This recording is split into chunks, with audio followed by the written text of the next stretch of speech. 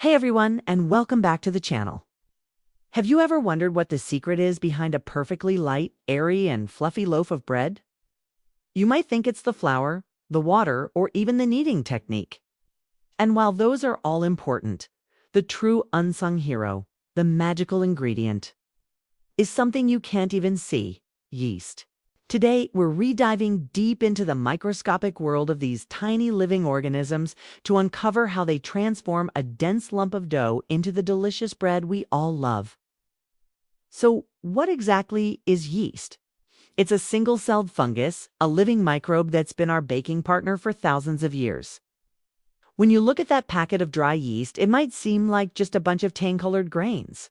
But it's actually a colony of dormant living creatures waiting for the right conditions to wake up and work their magic. And that magic is a process called fermentation. Think of yeast as a tiny, hungry little Pac-Man. When you mix it into your dough with a bit of sugar and warm water, it comes to life.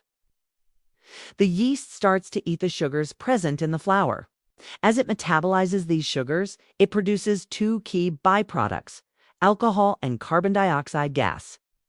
The alcohol mostly burns off during baking, but it contributes to that wonderful, complex flavor we associate with freshly baked bread. But the real star of the show is the carbon dioxide. This is where the rising action happens. As the yeast releases tiny bubbles of carbon dioxide gas, these bubbles get trapped within the dough's gluten network. Gluten, the protein structure you develop by kneading the dough, acts like a collection of thousands of tiny balloons.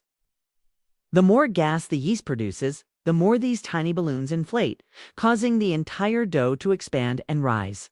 This is what creates that beautiful, open, and airy crumb structure in your finished loaf. Without yeast, your bread would be flat, dense, and hard, more like a cracker than a fluffy slice of sourdough or a soft dinner roll. Now, for yeast to do its best work, it needs a comfortable environment. It's a bit like Goldilocks. It doesn't like things too hot or too cold. The ideal temperature for yeast to thrive is what we call lukewarm. It's typically between 100 and 110 degrees Fahrenheit or 38 to 43 degrees Celsius. If the water is too cold, the yeast will be sluggish and won't produce gas very quickly, meaning your dough will take a very long time to rise. On the other hand, if the water is too hot, say, above 140 degrees Fahrenheit or 60 degrees Celsius ULL, unfortunately, end its life before it even has a chance to start working. So, always check your water temperature. A little bit of sugar also helps to give the yeast a quick snack to get it started. Which is why many recipes call for a pinch of sugar or honey in the initial activation step. The next time you're in the kitchen, ready to bake a loaf of bread, take a moment to appreciate the incredible power of yeast.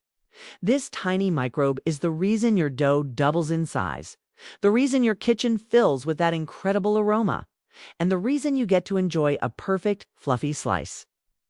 It's a beautiful example of science and nature working together to create something truly delicious.